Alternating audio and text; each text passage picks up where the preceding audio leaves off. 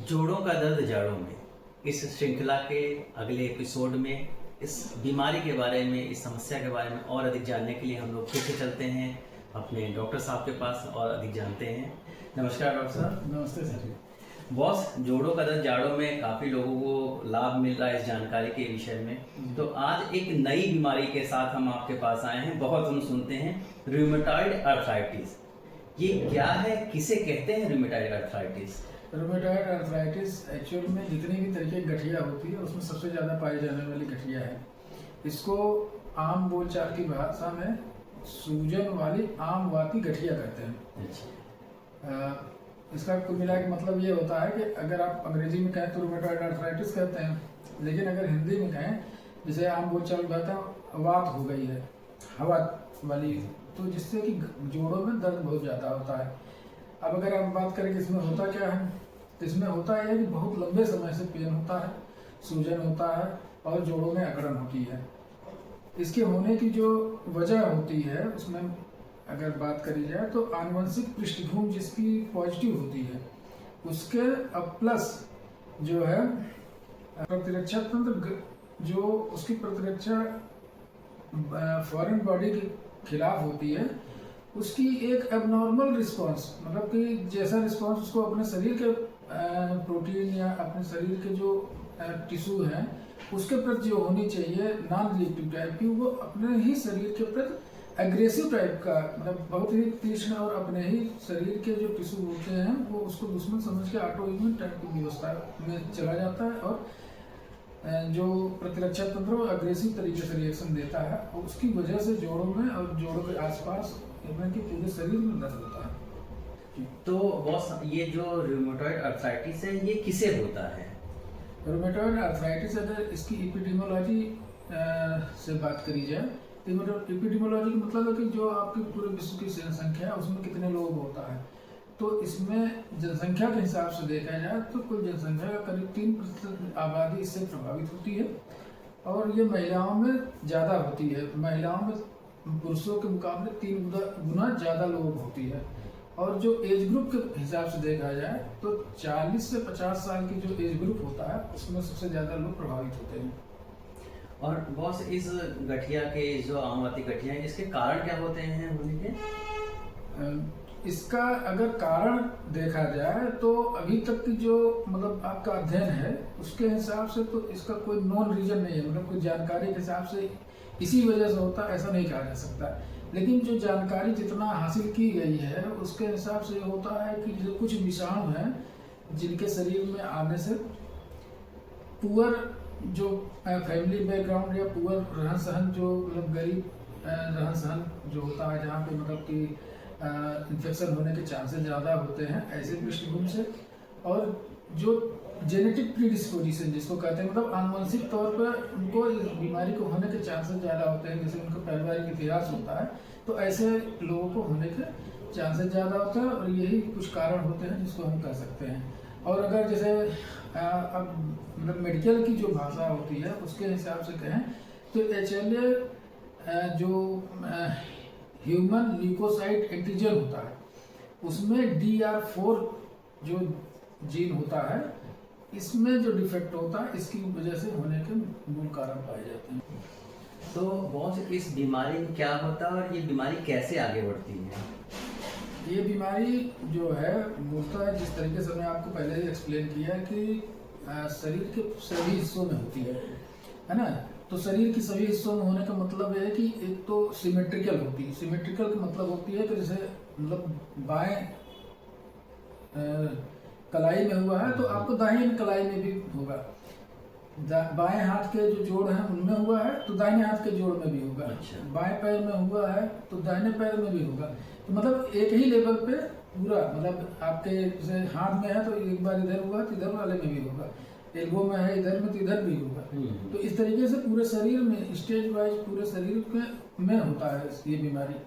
और उसके बाद फिर बात आती है कि ये मतलब कहाँ से कैसे प्रोग्रेस करती है। तो इसकी प्रोग्रेस की अगर हिस्ट्री ऑफ नेचुरल डिजीज जो कहते हैं तो प्राकृतिक तौर पे अगर कोई इलाज ना हो इस बीमारी का तो ये शुरुआत से लेकर आखिर तक कि इस बीमारी को पूरे 4 स्टेज में बांटी जा सकती है। पहला स्टेज होता है प्री क्लिनिकल स्टेज, जिसमें कि बीमारी बहुत लंबे समय से शरीर में हो रही होती है, लेकिन सिर्फ थोड़ा सा दर्द, कभी अकड़न और शरीर में जैसे अनहेल्दी होने का एहसास, बस इतना सा होता है। ये पहला स्टेज होता है। और स्टेज 2 जो होता है उसमें जोड़ों में सूजन आने लगती है, खास तौर पे जैसे ये जोड़ जो हैं उंगलियों में जैसे 3 जोड़ होते हैं, तो जो प्रॉक्सिमल इंटरफेरेंजियल जॉइंट है, नकल जॉइंट जिसको कहते हैं, ये सबसे अधिक प्रभावित होते हैं। ऐसे ही पैर के पंजों के जोड़ भी प्रभावित होते हैं।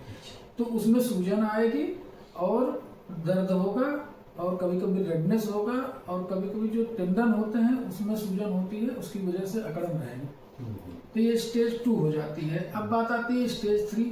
तो जब प्रोग्रेस बीमारी से और आगे चलती है तो तीसरी स्टेज में क्या होता है कि जोड़ों में जो है क्षरण होने लगता है। जब जोड़ों में क्षरण होता है तो उसमें होता यह है कि जोड़ जो सूजन है उसमें टेढ़ापन आने लगता है। तो टेढ़ापन आपके मतलब हर जोड़ पे, चाहे वो नकल जॉइंट हो, प्रॉक्सिमल इंटरफेरेंजियल जॉइंट या डिस्टल इंटरफेरेंजियल जॉइंट हो, कलाई की जोड़ हो, अंगूठे के जो जोड़ होते हैं उस पे, या जैसे पंजों में हो सकता है, या बड़े जो जोड़ होते हैं जो कि कभी कभी प्रभावित होते हैं, उसमें आपके घुटने और कूल्हे में भी उसका प्रभाव देखने को मिलता है। फिर जो आखिरी स्टेज होती है जिसको कि हम डिफॉर्मिटी कहते हैं। डिफॉर्मिटी का मतलब ये होता है कि जो जोड़ों में बिगड़ाव है, जो देखने से दूर से ही परिलक्षित होगा कि हाँ इनके जोड़ों में डिस्ट्रक्शन होने की वजह से टेढ़ापन बहुत तीव्रता में दिखाई दे रहा है। तो ये 4 स्टेज होती है बीमारी की। तो बॉस, यदि किसी व्यक्ति को रूमेटॉइड अर्थराइटिस है तो उसमें क्या लक्षण प्रकट होंगे उस व्यक्ति को? जहाँ तक गठिया के इस स्वरूप में लक्षणों का सवाल है तो इसके 2 तरीके के लक्षण होते हैं। एक तो एक्स्ट्रा आर्टिकुलर होते हैं और दूसरा आर्टिकुलर होते हैं। एक्स्ट्रा आर्टिकुलर का मतलब जोड़ से इतर, जोड़ से हट के जो लक्षण होते हैं, उसमें जैसे रूमेटॉइड नोड्यूल है, जैसे जोड़ से दूर जो है छोटी छोटी गांठें पाई जाएंगी जोड़ के बाहर, है ना। फिर उसमें बात आती है दूसरी चीज की लिम्फेडेनोपैथी होती है, यानी जो गिल्टियां, जैसे आपको कभी फोड़ा हुआ हो तो गिल्टी निकल आती है, जैसे जांघों के आसपास या जैसे हाथों में हुआ है तो यहाँ आर्मपिट में निकलती है, उस तरीके से लिम्फेडेनोपैथी होगी। गिल्टियां शरीर में जगह जगह पाई जाएंगी। और मांसपेशियों में मतलब वीकनेस होगी, यानी एट्रोफी हो जाएगी, मतलब जो हम मांसपेशियों की जो मोटाई इतनी होगी तो वो घट के छोटी हो जाएगी। वेस्कुलाइटिस होती है। वेस्कुलाइटिस का मतलब होता है कि जो खून की नसें होती हैं वो सूज के इन्फ्लेम होके वो दिखाई देने लगती हैं। तो कभी कभी किडनी और लीवर भी उसमें प्रभावित होते हैं। तो इस तरीके से जोड़ों के बाहर ये लक्षण दिखाई देते हैं। तो बॉस, जोड़ों में क्या दिखाई देगा? अब जब हम आते हैं एकदम क्लिनिकली जोड़ों में, क्योंकि जोड़ों की ही बीमारी है, गठिया है, तो हम ये देखते हैं जोड़ों में होता है कि धीरे धीरे ये बढ़ने वाली बीमारी होती है। कि मतलब एकदम से ऐसा नहीं होगा कि आज हो गया तुरंत, धीरे धीरे करके बढ़ेगा। जोड़ों में दर्द होगा, धीरे धीरे सूजन बढ़ेगी, और सूजन भी ऐसे कि मतलब जैसे आपको हमने पिछली बार भी बताया कि अगर इस तरफ हुआ है तो इस तरफ भी होगा, और पूरे शरीर में होगा। पूरे शरीर के जोड़ एक साथ प्रभावित होंगे, सिमेट्रिकल होंगे। और क्या होगा कि इसमें जो है मरीज अपने के अंदर loss of well being complain करता है। मतलब वो ये बताएगा कि हम अच्छा नहीं महसूस कर रहे हैं, हमें अपने को आपको स्वस्थ नहीं समझ में आ रहा है कि हम स्वस्थ हैं। तो जोड़ों में सूजन होगी, अकड़न होगी, टेढ़ापन होगा, और जैसे जैसे प्रोग्रेस होती जाएगी जोड़ों में डिस्ट्रक्शन बढ़ेगा, और प्रोग्रेस होगा तो आसपास के टेंडन रप्चर होंगे, और जब बहुत ही ज़्यादा बढ़ जाएगा तो इंस्टेबिलिटी हो जाएगी, क्योंकि आपके आसपास के टेंडन टूट गए हैं तो जोड़ एकदम हिलने लगेंगे, वो स्टेबल नहीं रह पाएंगे। जोड़ ही शरीर को स्थिरता देते हैं। तो बॉस, ऐसे मरीजों को, रूमेटॉइड अर्थराइटिस मरीजों को क्या क्या जांचें करवानी होती हैं? जब ऐसे मरीज आते हैं तो उनमें कुछ तो जो बेसिक इन्वेस्टिगेशन होता है जिससे कि ये बीमारी पकड़ में आती है। उसमें जैसे आपका ESR होता है और CRP, ये शरीर में इन्फ्लेमेटरी प्रोसेस है ज़्यादा, इस बात की जब तक होती हैं। और जो मतलब क्लिंचिंग पॉइंट होता है कि रूमेटॉइड फैक्टर होता है, उसको करते हैं जांच। और होता है ANA, यानी एंटी न्यूक्लियर एंटीबॉडी टेस्ट करते हैं, और ACCP 3 जांचें होती हैं जो कि रूमेटॉइड आर्थराइटिस में करी जाती है। अगर ये पॉजिटिव है, कोई सी भी एक जांच पॉजिटिव आती है तो ये मतलब माना ही जाएगा कि उसको रूमेटॉइड आर्थराइटिस है जी। अब इसके अलावा जो जांचें होती हैं, रूटीन ब्लड इन्वेस्टिगेशन होता है, जैसे CBC होती है, शुगर की जांच होती है, थायराइड की जांच करवाते हैं, लीवर और किडनी के फंक्शन के टेस्ट करवाते हैं, और साथ में जिन जोड़ों में डिफॉर्मिटी या सूजन दिख रही है तो उसमें कितनी दिक्कतें हुई हैं रेडियोलॉजिकल बेसिस पे, तो एक्सरे की जरूर जांच करवाते हैं। अच्छा जी। अच्छा, बहुत जैसे आपने रूटीन ब्लड टेस्ट कहा, तो आजकल तो लगभग हर किसी व्यक्ति को शुगर, ब्लड प्रेशर, थायराइड है, तो क्या इन सब चीज़ों का भी असर पड़ता है इस रूमेटॉइड आर्थराइटिस की बीमारी पर? हाँ, आपने बहुत समसामयिक और एकदम मतलब ऐसी जगह पे इस प्रश्न को पूछा है कि इससे इसका क्या तालमेल होता है। तो रूमेटॉइड आर्थराइटिस भी एक ऑटोइम्यून डिजीज है, उसी तरीके से आपका शुगर और थायराइड की जो दिक्कतें हैं ये भी ऑटोइम्यून होती हैं। तो कमोबेश जिनको मतलब कि थायराइड की डिस्फंक्शन हो या डायबिटीज हो, तो बहुत ज़्यादा ऐसे पेशेंट होते हैं रूमेटॉइड आर्थराइटिस के जिनको इन दोनों बीमारियों के साथ साथ देखना होता है कि इनके साथ भी इनके लक्षण पाए जाते हैं। तो बॉस, अगर ये रूमेटॉइड आर्थराइटिस बीमारी अगर बिगड़ गई तो इसमें क्या क्या जटिलताएं पाई जाती हैं? अब अगर बीमारी बिगड़ गई है तो जाहिर सी बात है इसमें ढेर सारे कॉम्प्लिकेशन हो सकते हैं, जैसे जो अपॉर्चुनिस्टिक इन्फेक्शन है। अपॉर्चुनिस्टिक मतलब कि जो ऐसे इन्फेक्शन की जो जरा सी आपके शरीर की जो प्रतिरक्षा तंत्र कमजोर हुआ तो वो तुरंत अटैक करते हैं। इस तरीके के इन्फेक्शन जो शरीर में रहते हैं और कभी वो प्रकट नहीं होते, वो भी प्रकट हो सकते हैं। तो एक तो इन्फेक्शन होने का बहुत ज़्यादा चांस रहेगा। दूसरा, आपका जो जोड़ है वो फट सकता है ना, उसके जो टेंडन है आसपास के वो फट सकते हैं, क्योंकि बीमारी का अटैक उसी के ऊपर हो रहा है। ठीक है। और इन सब के अगर जैसे मान लीजिए एक जोड़ खराब हुआ है तो उसकी वजह से दूसरे जोड़ों में आर्थराइटिस हो सकती है, तो इसको सेकेंडरी आर्थराइटिस कहते हैं। तो ये तमाम जटिलताएं इसके साथ हो सकती हैं। तो बॉस, अब मेरा ये सवाल है कि अगर किसी को रूमेटॉइड आर्थराइटिस हो गया तो कितनी संभावना है कि किसी व्यक्ति में बीमारी और खराब होती चली जाएगी, तीव्र होती जाएगी, या किसमें कितनी संभावना है कि वो कम हो जाएगी, ठीक हो जाएंगे? तो इसकी प्रोग्नोसिस के बारे में आपकी क्या राय है? हाँ, जब किसी को भी बीमारी होती है तो एक प्रश्न उसके मन में अवश्य होता है, वो ये जानने की कोशिश अवश्य करता है कि वो ठीक हो जाएगा कि नहीं डॉक्टर। तो एक डॉक्टर होने के नाते मेरा और हर उस डॉक्टर का जो कि इस बीमारी का इलाज कर रहा है, तो मरीज को उसकी प्रोग्नोसिस के बारे में अवश्य बताए। तो प्रोग्नोसिस ऐसे लोगों की प्रोग्नोसिस मतलब अच्छे होने और एकदम बढ़िया रहने की संभावना कितने लोगों को होती है और कितने लोगों को नहीं होती है। तो ऐसे लोग जो कि हाई टाइटर में, जिनका रूमेटॉइड आर्थराइटिस रूमेटॉइड फैक्टर का जो लेवल है वो बहुत ज़्यादा है, जिनके जोड़ों में सूजन बहुत ज़्यादा है, फीमेल्स हैं, रूमेटॉइड न्यूडल्स हो चुके हैं, सीवियर मसल एट्रोफी हो चुकी है, ऐसे पेशेंट का जो है अच्छे होने की संभावनाएं कम होती हैं।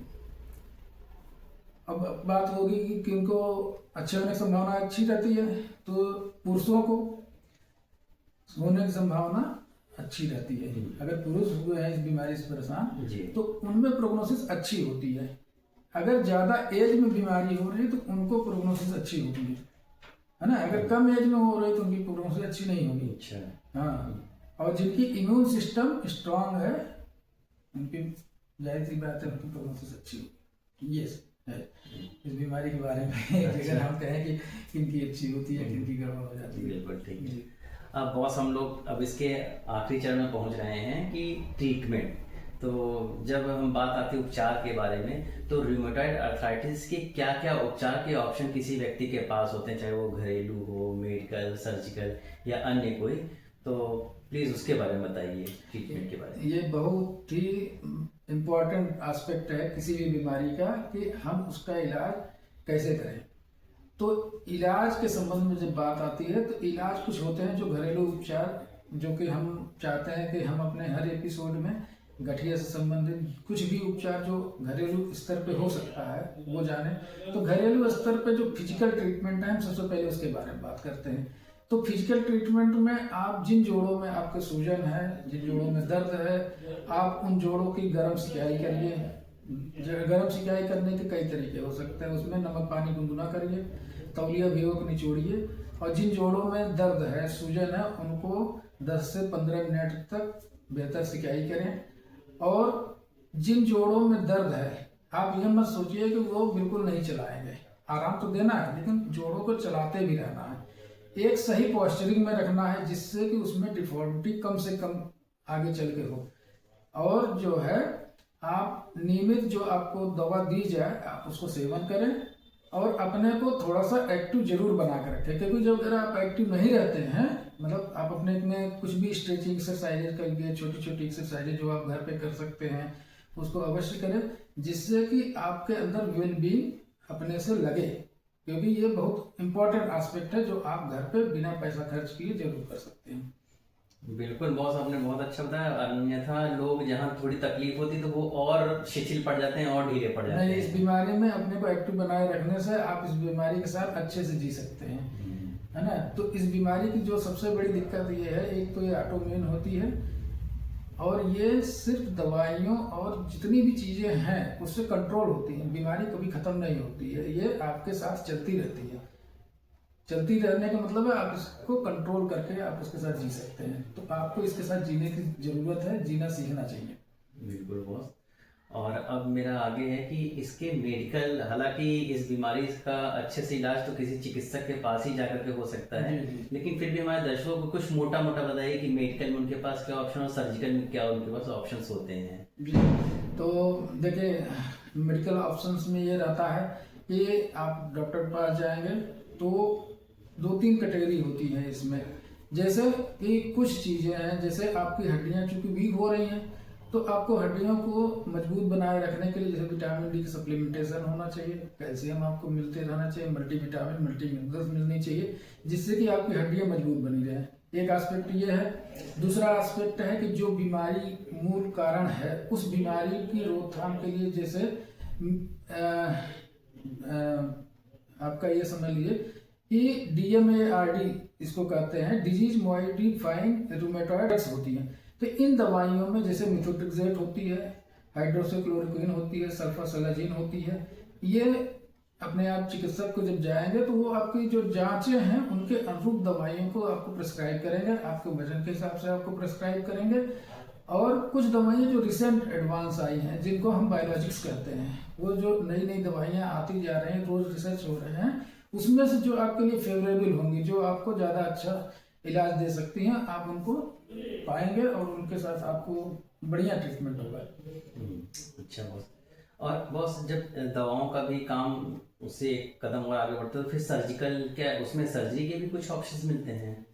हाँ, सर्जिकल ऑप्शंस उन जोड़ों के लिए होते हैं जो कि बहुत ही क्षरण जिनका हो गया, डिस्ट्रक्टेड जॉइंट्स हो गए हैं, या उनमें डिफॉर्मिटी आ गई, टेढ़ापन आ गया है, तो ऐसे जोड़ों की वजह से पेन बहुत तीव्र होता है शरीर में और मरीजों के चलना फिरना मुश्किल होता है। तो ऐसे जोड़ों को 2 ऑप्शन होते हैं, या तो इन जोड़ों का समापन कर दिया जाए, यानी फ्यूज कर दिया जाए, जो जोड़ का हिस्सा है उसको थोड़ा थोड़ा कट करके फिक्स कर दिया जाए कुछ समय के लिए, तो वो फिक्स हो जाता है, तो मूवमेंट तो चला जाता है लेकिन पेन भी चला जाता है।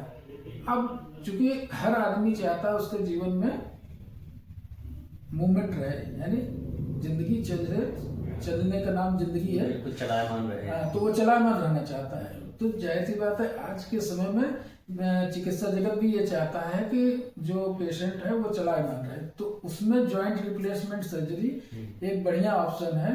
तो जोड़ के रिप्लेसमेंट की जो सर्जरी, आज के जॉइंट रिप्लेसमेंट सर्जरी या जोड़ प्रत्यारोपण जिसको हम हिंदी में कह सकते हैं, उसमें कई ऑप्शन है। जैसे बड़े जोड़ों के लिए जैसे है कि आपका कूलर रिप्लेसमेंट कर दिया जाता है, घुटने रिप्लेस कर दिए जाते हैं, एंकल जॉइंट का रिप्लेसमेंट हो रहा है।